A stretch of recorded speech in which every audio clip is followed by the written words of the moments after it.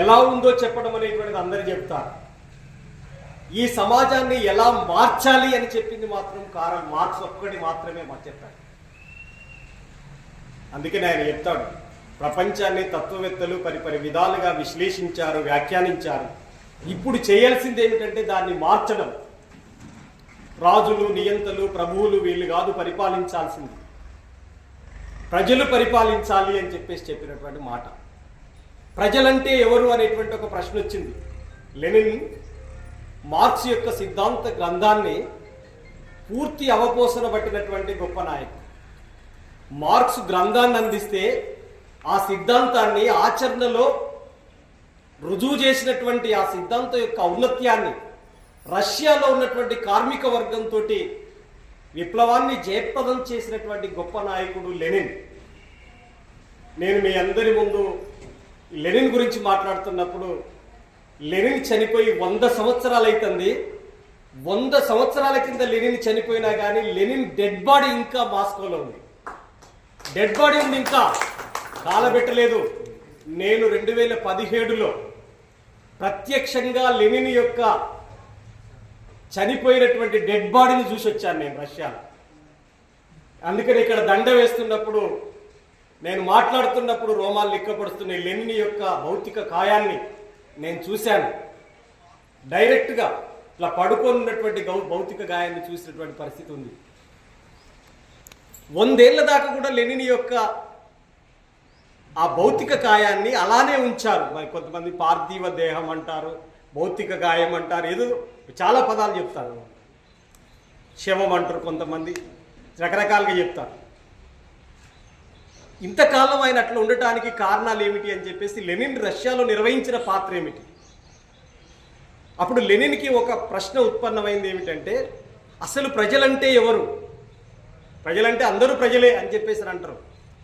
కానీ లెనిన్ విశ్లేషించింది ఏమిటంటే ఈ సమాజం సిద్ధాంతం ఏదంటే అది కమ్యూనిజం మాత్రమే అనేటువంటి నేను గుర్తుపెట్టుకున్నాను.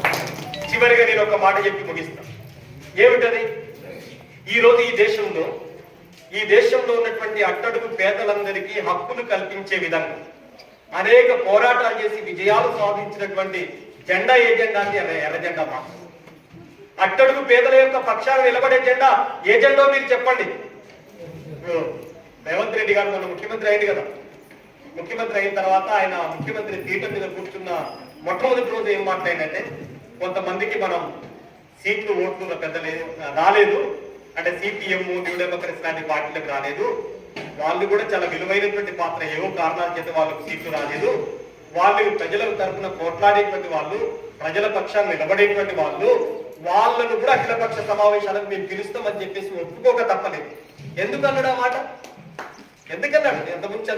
అంతకుముందు కేసీఆర్ అన్న మాట చెప్పాను, ఇప్పుడు రేవంత్ రెడ్డి అన్న మాట కూడా మీకు చెబుతున్నాను. ఎక్కడి నుంచి వచ్చింది? వాళ్ళకు బూర్జువా తత్వవేత్త, బూర్జువా పార్టీల లీడర్లైనా ఎందుకు కమ్యూనిస్ట్ పార్టీ గురించి ఈ రూపంలో మాట్లాడుతున్నారు? ఆలోచించండి మీరు. కమ్యూనిస్ట్ పార్టీ అంటే పీడిత వర్గం పక్షాన నిలబడేటువంటి పార్టీ అనేటువంటిది మీరు గుర్తుపెట్టుకోవాలి.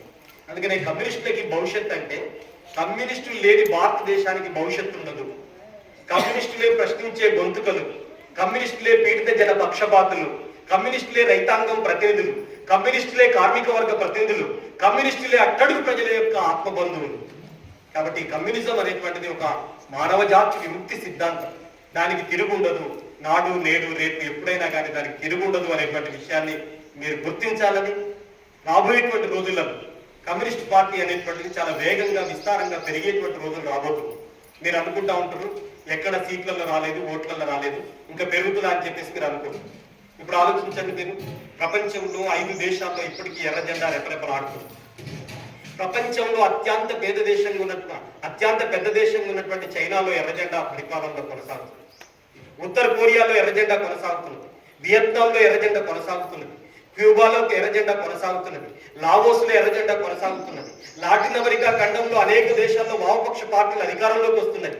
ఈవెన్ రష్యాలో కూడా మొన్న జరిగిన స్థానిక సంస్థల ఎన్నికల్లో రష్యాలో 20% మంది యువకులు ఎర్ర జెండాకు ఓటేసిన స్థానిక సంస్థల ఎన్నికల్లో.